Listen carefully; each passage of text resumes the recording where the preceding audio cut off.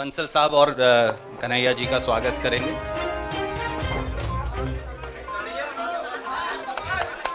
और मैं अब अनुरोध करूंगा साथी नितिन राउत जी से और उनके साथ साथ भक्ताचरण दास जी से, केसी वेणुगोपाल जी से, बंसल साहब से कि वो जिग्नेश मेवानी जी का भी औपचारिक तौर से आने के लिए स्वागत करें। भैया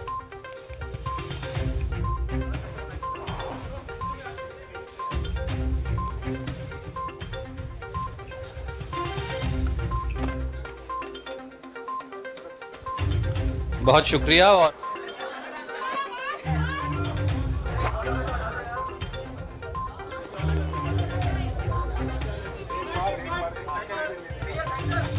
और मैं अब अनुरोध करूंगा हमारे युवा साथी कन्हैया कुमार जी से कि वो अपनी बात आपके समक्ष रखेंगे। कन्हैया जी।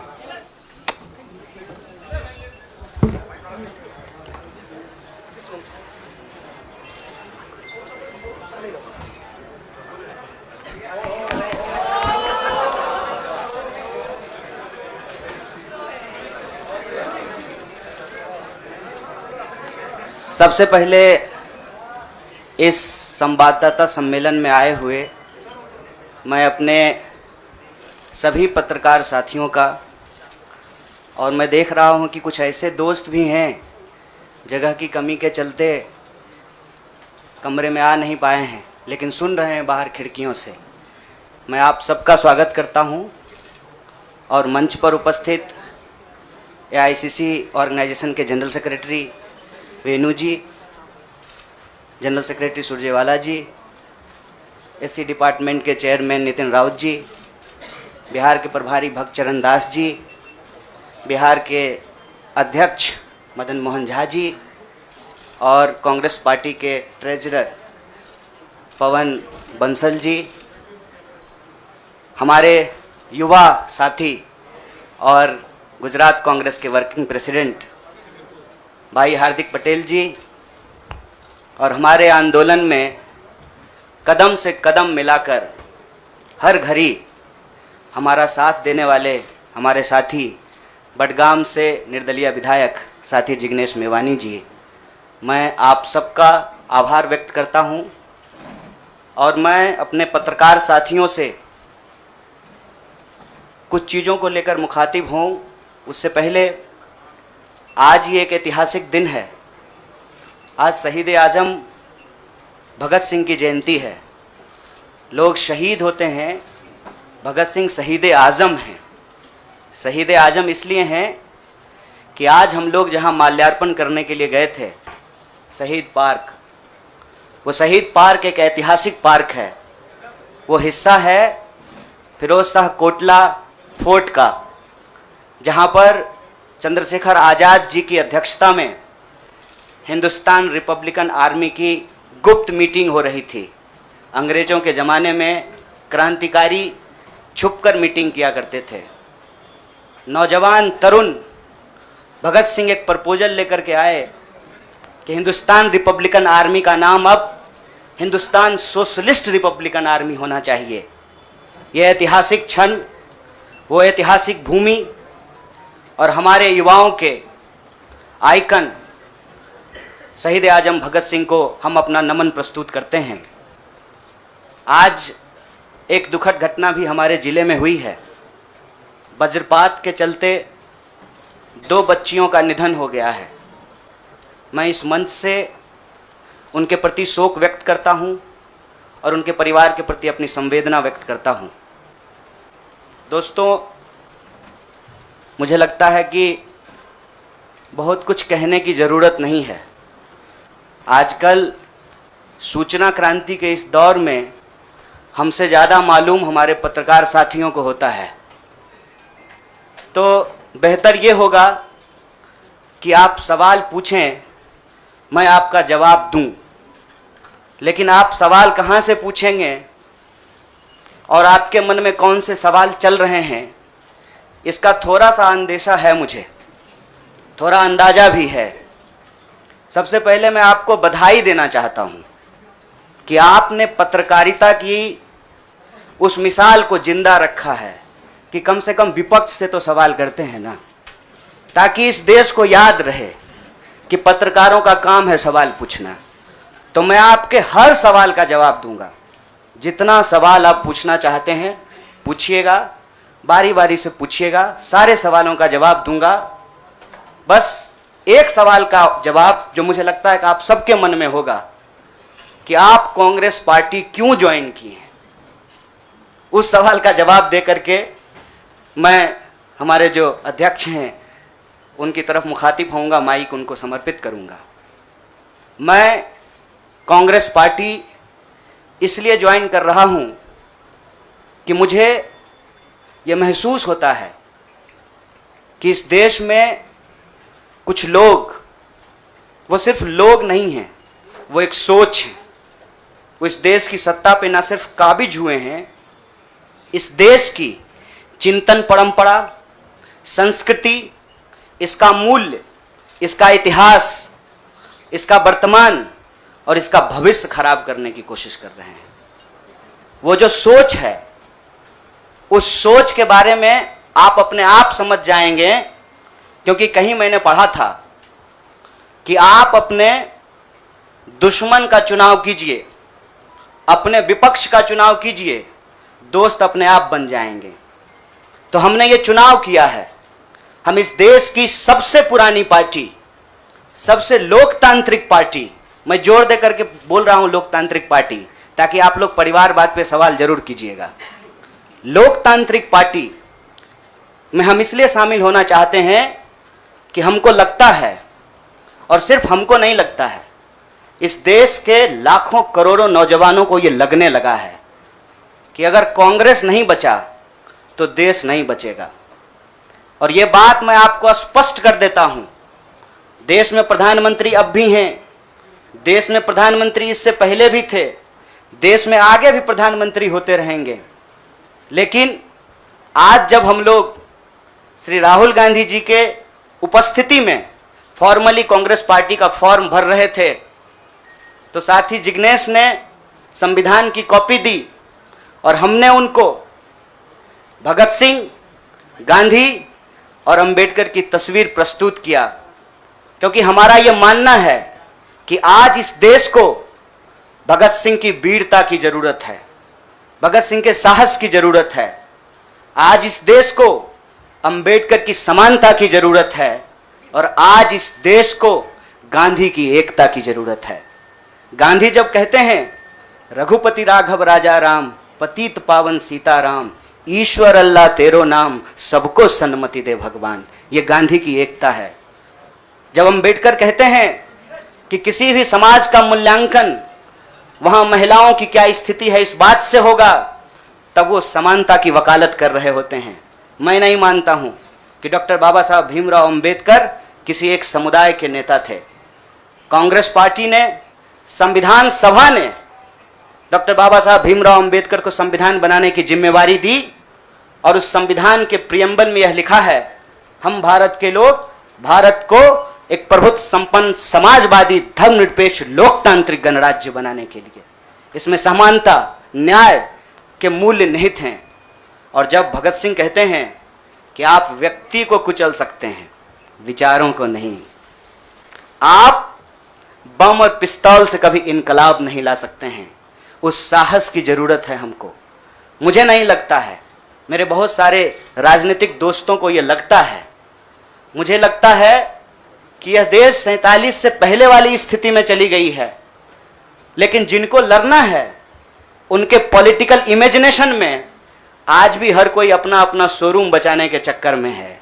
रे भाई, मॉल में आग लग गया है, दुकान बचाओगे? बस्ती में जब आग लग जाती है ना, बेडरूम की चिंता नहीं करनी चाहिए।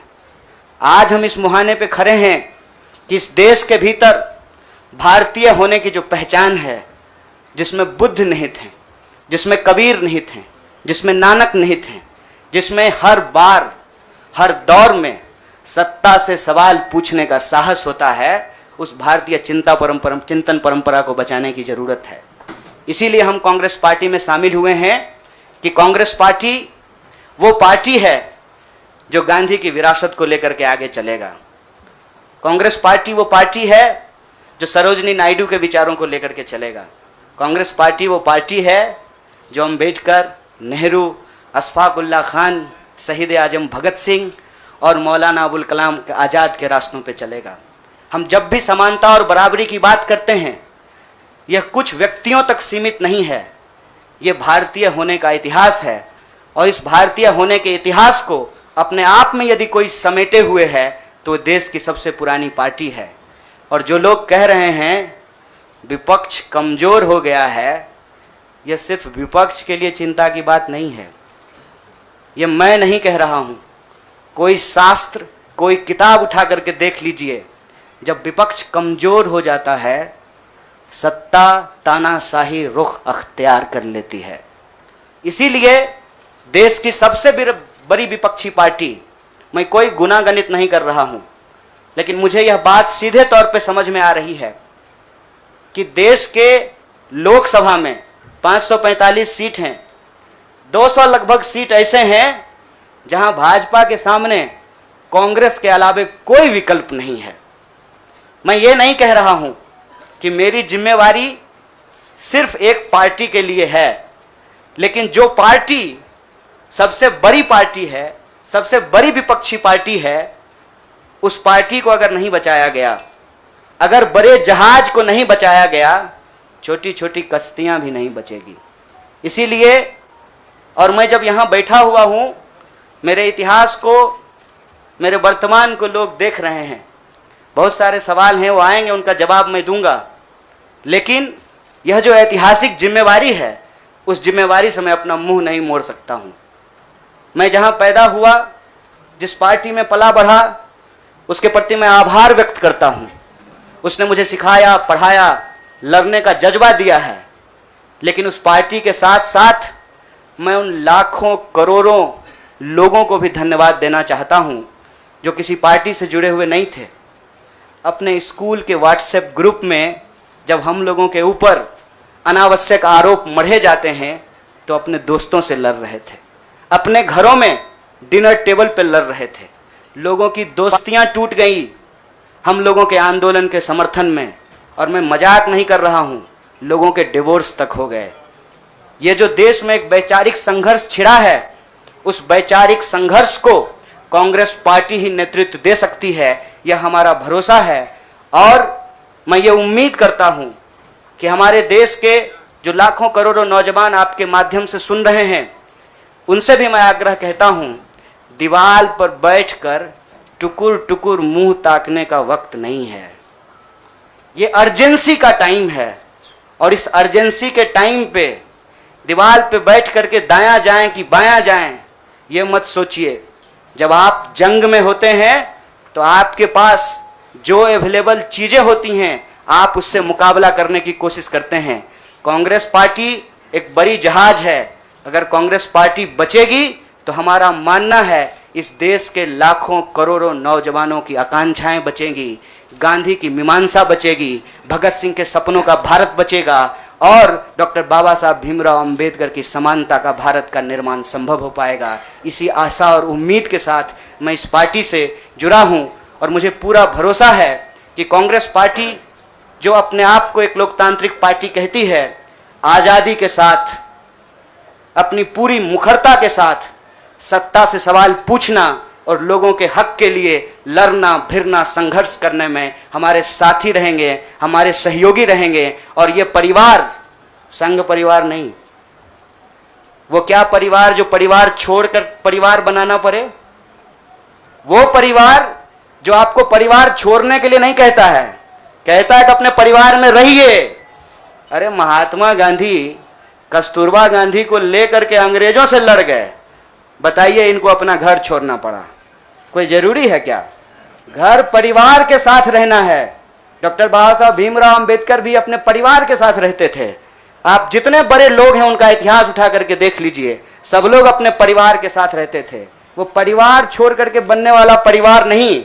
न्याय, बराबरी और संघर्ष के लिए इस परिवार में मैं शामिल हुआ हूं। सभी सदस्यों के प्रति देश के अंदर फैले हुए लाखों करोड़ों कार्यकर्ताओं को अपना आभार व्यक्त करता हूं। बहुत बहुत शुक्रिया, बहुत बहुत धन्यवाद। शुक्रिया। मैं अब जिग्नेश भाई से प्रार्थना करूंगा कि वो अपनी बात कहेंगे। जिग्नेश जी आ जाएगा वो।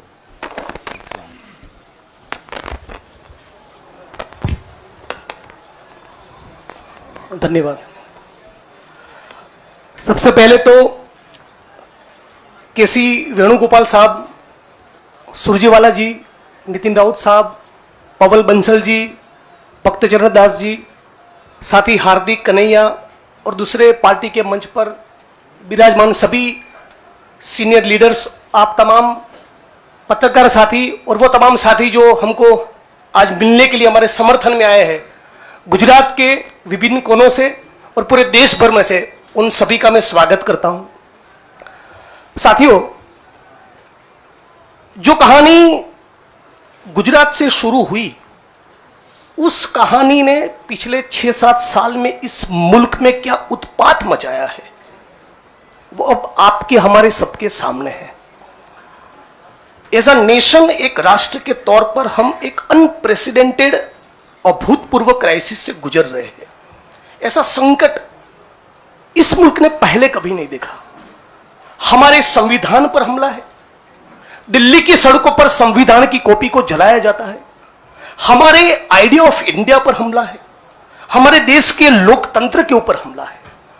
आज भाई भाई एक दूसरे का दुश्मन बन जाए, उतना जहर, नफरत एक सोची समझी साजिश के तहत दिल्ली और नागपुर साथ में मिलकर फैला रहे हैं। इस परिस्थिति में एक पॉलिटिशियन के तौर पे नहीं, बतौर एक भारतीय नागरिक, मैं अपने आप को ये जब सवाल पूछता हूं कि मेरा फंडामेंटल फॉरमोस्ट रिस्पॉन्सिबिलिटी, ड्यूटी क्या होना चाहिए, तो अंदर से जवाब यही आता है, कुछ भी करके इस मुल्क के संविधान, लोकतंत्र और आइडिया ऑफ इंडिया को बचाना चाहिए। और यदि उसको बचाना है तो मुझे उनके साथ खड़े रहना है जिसने स्वतंत्रता के आंदोलन में न केवल कंट्रीब्यूट किया है, उसको लीड किया है, अंग्रेजों को यहां से खदेड़ कर दिखाया है। और इसीलिए आज मैं इंडियन नेशनल कांग्रेस की इस मंच पर आपके साथ खड़ा हूं। एक टेक्निकल कारण के चलते मैं फॉर्मली पार्टी इसलिए ज्वाइन नहीं कर सकता क्योंकि मैं एक निर्दलीय विधायक हूं। If I join a party, I may not continue as an MLA. मेरी पार्टी के सीनियर लीडर से बात हुई, मेरे मतक्षेत्र के साथियों से बात हुई, अपने आप से बात हुई, राहुल जी से बात हुई, तो मुझे लगा कि मैं इस विचार के साथ हूं ना, यह सबसे प्रमुख बात है। मैं इस मुहिम, मिशन और इस संघर्ष के साथ हूं, यह सबसे महत्वपूर्ण बात है। बाकी की फॉर्मेलिटी तो आने वाले महीनों में भी हो जाएगी। और राहुल जी ने भी कहा कि वो जो पर्चा भर के सदस्य लेने की बात है वो तो कल भी कर लेना, अभी अपने मत क्षेत्र के लोगों के साथ खड़े रहो। तो मैं फॉर्मली नहीं, लेकिन इस विचार के साथ आज जुड़ चुका हूं और 22 का चुनाव में कांग्रेस के सिंबल से ही लड़ूंगा, उसके सारे कैंपेन्स का हिस्सा रहूंगा। और गुजरात के संदर्भ में आज साथी हार्दिक हमारे बीच में मौजूद है, तब कहना चाहता हूं कि आज राष्ट्रीय स्तर पे जो हो रहा है वो सब कुछ हम लोग गुजरात में देख चुके हैं, झेल चुके हैं। आप सभी पत्रकार साथियों के बीच में बड़ी चिंता के साथ ये कहना चाहता हूं, हमारी पार्टी ने इस मुद्दे को उठाया है कि 3000 किलो का ड्रग्स 15-20 लाख बेरोजगार युवा को नशे की चुंगाल में फंसाने के लिए अदानी के एयरपोर्ट पर उतर रहा है। आज जब महंगाई और बेरोजगारी उसके चरम सीमा पर है, तब गुजरात और देश के बेरोजगार युवाओं को रोजगार देने के बजाय ये फांसीवादी ताकतें चाहती है कि रोजगार तो ना मिले, उनको नशे के हवाले में झोंक दिया जाए। तो इन सारी परिस्थितियों में यदि बाबा साहब अंबेडकर के संविधान को बचाना है, हमारे आइडिया ऑफ इंडिया को बचाना है, भगत सिंह को जब मुकदमे की कार्यवाही के दौरान पूछा गया कि क्रांति क्या है, तब शहीद आजम ने कहा था कि क्रांति से हमारा मतलब है किसानों और मजदूरों के हाथ में सत्ता। माननीय प्रधानमंत्री जब अमेरिका से वापस आते हैं तो भाई विस्टा का काम ठीक ठाक चल रहा है ना, नई पार्लियामेंट का, वो देखने के लिए जाते हैं, किसान को मिलने के लिए नहीं जाते। तो किसान हो, मजदूर हो, दलित हो, आदिवासी हो, महिलाएं हो, सबके ऊपर एक जो अनप्रेसिडेंटेड हमला है, इसको रोकने के लिए मैं भारत की जनता को, भारत के 21 करोड़ दलितों को और सारे लाखों करोड़ों युवाओं को अपील करता हूं, सेंस ऑफ अर्जेंसी के साथ, अभी वक्त नहीं है, कूद पड़िए, एक नया आंदोलन छिड़ने वाला है। स्वतंत्रता के आंदोलन की जो रौनक थी, वो जो चार्म था, वो जो माहौल था, हमको वो क्रिएट करना पड़ेगा। यहां पर तमाम वो लोग जो सचमुच मानते कि देश को बचाना है, उन सभी को हम अपील करते हैं कि इस प्लेटफॉर्म के साथ जुड़िए। ये एक मिशन है और इसको मिशन की तरह लीजिए। और मुझे पूरी उम्मीद है, जैसे कि साथी कन्हैया ने बचाया, कि डेमोक्रेसी के हमारे इस मुल्क में बहुत डीप रूट्स है, पार्टी के भी डीप रूट्स है। तो साथ में मिलकर हम लोग लड़ेंगे, संघर्ष करेंगे और इस मुल्क को बचा पाएंगे। आप तमाम साथियों का मैं दोबारा स्वागत करता हूं और दोबारा इस प्लेटफॉर्म के माध्यम से पूरे देश की जनता को अपील करता हूं, सेंस ऑफ अर्जेंसी के साथ तुरंत जुड़िए। एक बहुत जबरदस्त माहौल हम लोगों को खड़ा करना चाहिए। मैं साथी हार्दिक, कन्हैया और दूसरे यंगस्टर्स के साथ पूरे देश में हम लोग जाएंगे और हजारों लाखों युवा इस प्लेटफॉर्म में जुड़े, आईएनसी के साथ जुड़े, कांग्रेस पक्ष के साथ जुड़े, इसके लिए लग जाएंगे। आप तमाम साथियों का शुक्रिया। अभी आप एक मेरे मित्र ने कुछ बात कही थी, मैंने सोचा मेरी तो मानते नहीं, शायद छोटे की मान लें। All right, then we will go to somebody who, yes ma'am, we'll begin with you. मेरा सवाल कन्हैया आपसे है। आपने कहा कि आप कांग्रेस पार्टी इसलिए ज्वाइन कर रहे हैं क्योंकि कहीं ना कहीं आपको लगता है कि कांग्रेस खतरे में है, कांग्रेस को बचाना जरूरी है। जैसे आपने कहा कि कांग्रेस बड़ा शिप है और अगर छोटे शिप, अगर ये डूब गया तो बाकी भी डूब जाएंगे। तो आपको लग रहा है you have come here as a saviour to Congress. Madam ji बुरा मत मानिएगा, लगता है कि सवाल आप पहले ही सोच लिए थे। मैंने ये नहीं कहा था कि कांग्रेस खतरे में है, हमने कहा देश खतरे में है, लोकतंत्र खतरे में है, आइडिया ऑफ इंडिया खतरे में है। आपने वो वीडियो देखा क्या, लाश के ऊपर डांस देखा ना? दिल पसीज गया होगा आपका। आपको नहीं लगा कि मैं इसके लिए कुछ कर पाऊँ, कुछ भी कर जाऊँ जो मैं कर सकती हूँ। आप जब सुनती होंगी कि बलात्कार हो गया किसी महिला के साथ, आपका गुस्से से जो है ना पूरा शरीर कांप जाता होगा। देश खतरे में है। पार्टियां तो बनती रहेंगी, पार्टियों की कोई कमी है क्या? हर शाम पार्टी होती है इस देश में। पार्टी नहीं बचाना है, देश बचाना है। और देश बचाने की मुहिम में जो पार्टी रहेगी वो पार्टी भी बचेगी। और मुझे इस बात को कहने में कोई दो राय नहीं है। मैंने जितना इतिहास पढ़ा है अभी तक का एनसीईआरटी में जो लिखा हुआ है, अब अगले बार 2024 में क्या लिखा जाएगा नहीं पता। उसमें तो यही है कि देश को आज़ादी जो है वो महात्मा गांधी ने, सुभाष चंद्र बोस ने, सरदार वल्लभ भाई पटेल ने, क्या भाई हार्दिक, इन लोगों ने ही दिलाया ना। यही लोग लड़े थे। जो माफी मांगे वो वीर हो गए। आप सोचिएगा इसको। जो गोडसे को भगवान मानते हैं वो भाषण दे रहे हैं अमेरिका में जाकर के गांधी के ऊपर। हमारे गांव में एक गाना आता था, गांधी जी के भजन करे गांधी के हत्यारा। कितना अजीब लगता होगा आपको। देखिएगा वो फोटो जब हमारे देश के प्रधानमंत्री गांधी पे माल्यार्पण करते हैं। जीवन भर शाखाओं में कसम लिए होंगे कि गोडसे के सपनों का देश बनाएंगे और गांधी पे माला चढ़ा रहे हैं। See, I am not here to save the party, please, I am respecting you as a citizen, you can respect my right. देश खतरे में है और ये सिर्फ मैं नहीं कह रहा हूं, ये मुझे लगता है आप भी सोचते होंगे। समझ रहे हैं, अंग्रेजी का वो फ्रेज है dancing on dead, dead body पे कोई नाच रहा है। उस दिन खाना तो नहीं खाया गया। आप सोच के देखिए, आप इस पे विचार करके देखिए। मेरे गांव में अगर किसी की मौत हो जाए तो पूरे गांव में खाना नहीं बनेगा। हजारों लोग मर गए। देखे 71 वर्ष की उम्र में प्रधानमंत्री के लिए सोहर गाया गया। नया बच्चा जब पैदा होता है ना तो पूर्वांचल में सोहर गाते हैं लोग। प्रधानमंत्री बूढ़े हो गए हैं, उनके लिए सोहर गाया जा रहा है। तब जब अभी तुरंत लाखों लोगों की जान चली गई, ऑक्सीजन नहीं मिल रहा था, अस्पताल में बेड नहीं मिल रहे थे। आप में से कोई भी ऐसा इंसान है जिसके कोई जानने वाले नहीं मरे हो इसमें, इस क्राइसिस में? इतना बड़ा क्राइसिस जिसके देश में हुआ हो अभी तुरंत, वो अपने जन्मदिन का जश्न मनाएगा? ये भोंडापन है।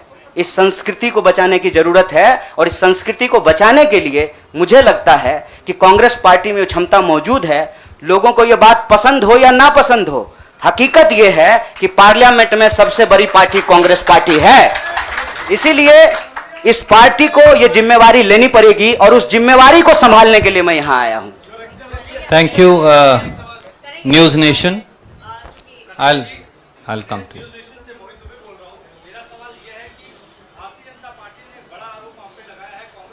जनता पार्टी का आरोप को कौन पूछता है? आपका कोई आरोप है मेरे ऊपर? भारतीय जनता पार्टी को मैं सीरियसली नहीं लेता हूं। आपका कोई आरोप है? आप सवाल पूछिए। साहब, जो साथी पीछे खड़े हैं, थोड़ा आप शांति का दान दीजिए प्लीज। अरे भैया प्लीज, दुबे जी आप पूछिए please, ask your question quickly.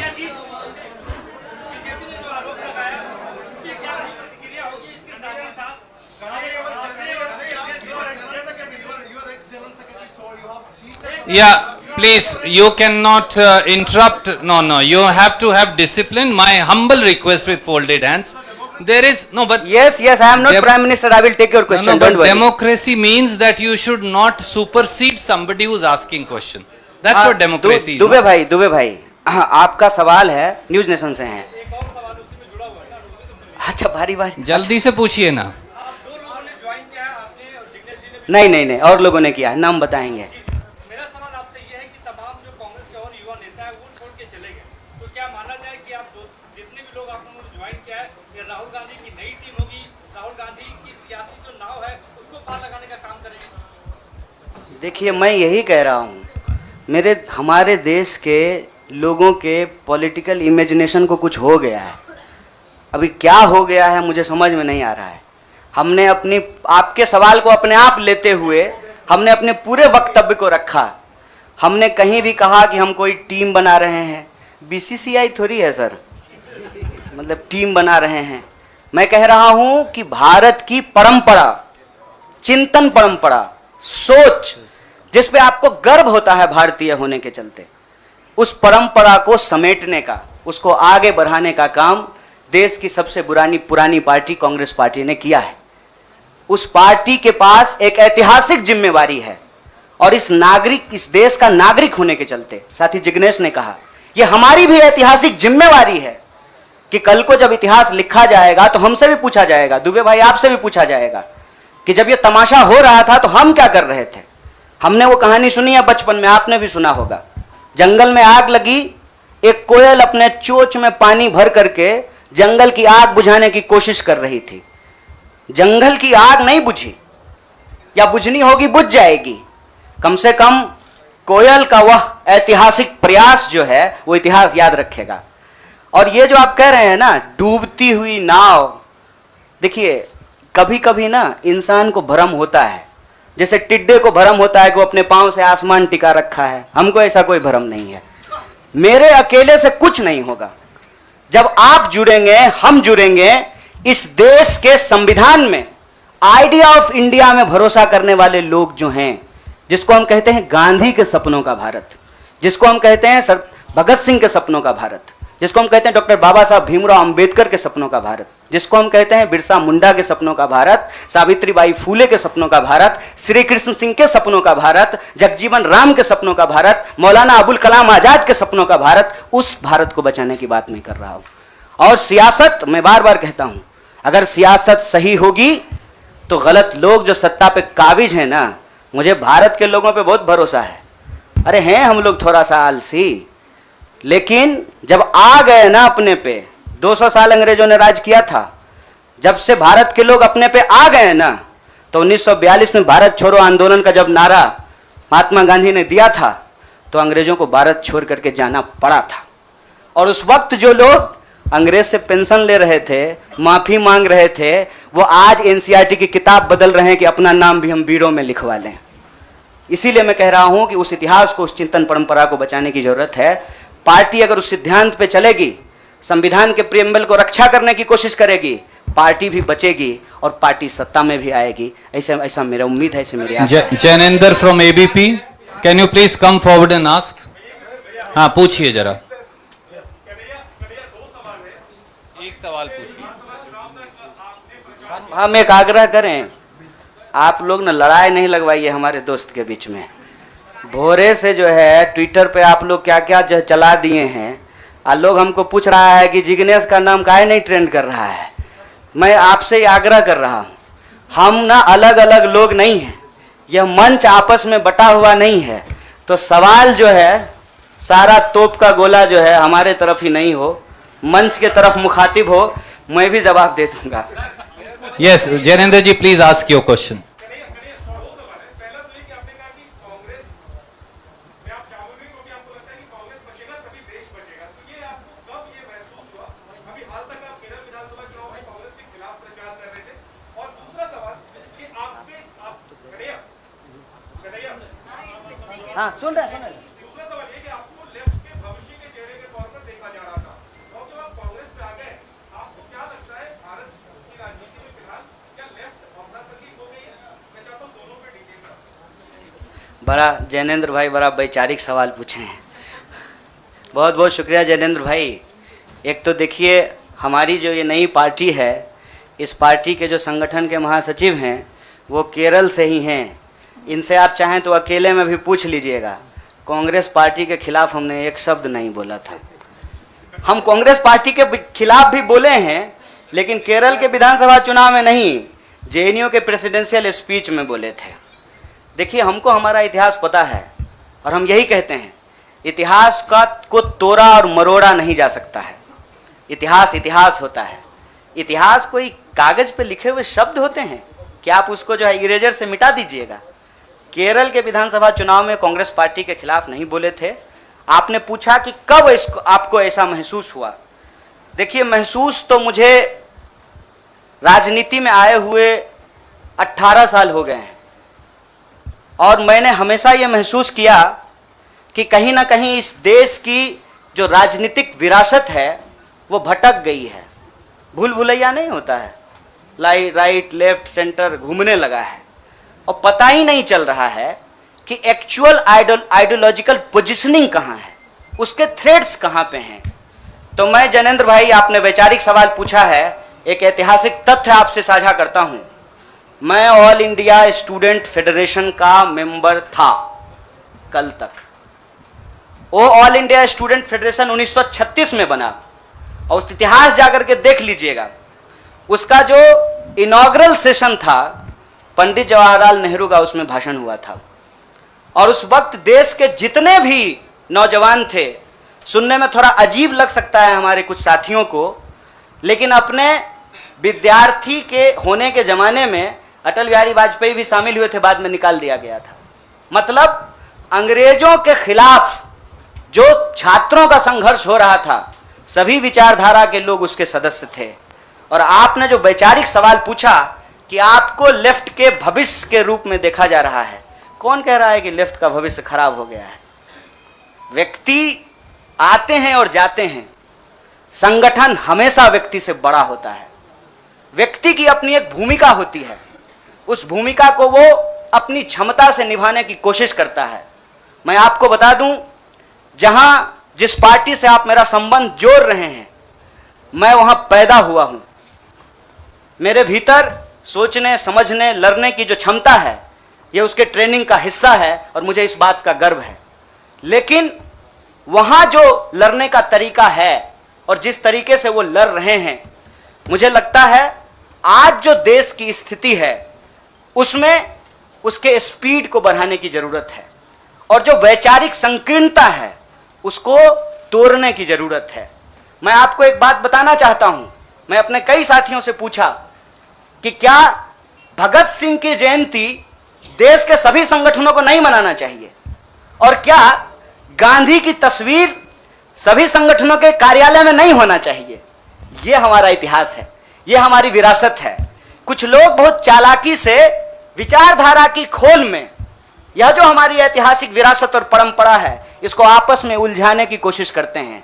एक बड़ा पॉपुलर डिबेट है मीडियम और मीन्स का, साध्य और साधन का, हिंसा और अहिंसा का। तो मैं आपके सामने इस सदन के समक्ष यह बात कहता हूं, जब भगत सिंह कहते हैं कि बम और पिस्तौल इनकलाब नहीं ला सकता है, मतलब भगत सिंह हिंसा का निषेध कर रहे हैं, वायलेंस को निगेट कर रहे हैं। और जब बापू कहते हैं, महात्मा गांधी कहते हैं, करो या मरो, मतलब वो व्यक्ति के ऊपर होने वाली हिंसा को स्वीकार कर रहे हैं और अहिंसा को निगेट कर रहे हैं। देश की अर्जेंसी क्या है, इस बात को समझिए। और देश की अर्जेंसी यह है कि आप पैदा कहीं भी हुए हों, अगर गांव में आग लगी है, आप अपने दरवाजे के बाहर डंडा लेकर के गेटकीपर बन करके खड़ा हो जाएंगे कि घुसने नहीं देंगे, निकलने नहीं देंगे, तो आपका घर भी नहीं बचेगा, बेडरूम भी नहीं बचेगा। इसलिए समझदारी इस बात में है कि आपसी जो नाराजगी है, आपसी जो वैचारिक मतभेद है, उसको किनारा कीजिए और बस्ती बचाने के लिए इकट्ठा होइए, क्योंकि ये देश हम सबका है। इसीलिए लेफ्ट राइट का जो क्वेश्चन है ना, वो अप्रासंगिक इसलिए हो गया है कि आज आपको वैसे आदमी के साथ सामना करना पड़ रहा है जो हमारे जमाने का गोविंदा है, ड्रेस बदलते रहता है। इसीलिए इस वैचारिक भ्रम में नहीं पड़िए, देश बचाइए, संविधान बचाइए, यही हमारा लक्ष्य है। Siddharth from ANI. Siddharth, please go ahead and ask. Siddharth, सवाल पूछिए प्लीज. जिग्नेश जी जवाब देंगे. आप पर्टिकुलर आपकी बात को कोट कर रहा हूँ. आपने कहा एक जहाज है, दूसरा उसे बचाने की जरूरत नहीं है, लेकिन जो जहाज का कप्तान है राहुल गांधी, आपको लगता है कि बाकी छोटे जो कश्तियां हैं उसको चलाने वालों को उसको फॉलो करना चाहिए? मेरा सवाल खुले तौर पर ये है कि राहुल गांधी विपक्ष का चेहरा होना चाहिए जब एक लड़ाई दो विपक्ष का चेहरा तो मीडिया भी होना चाहिए। विपक्ष का चेहरा वो तमाम लोग होना चाहिए जो आइडिया ऑफ इंडिया और इंडियन कॉन्स्टिट्यूशन में बिलीव करता है, उसको प्रोटेक्ट करना चाहते हैं। पीरियड।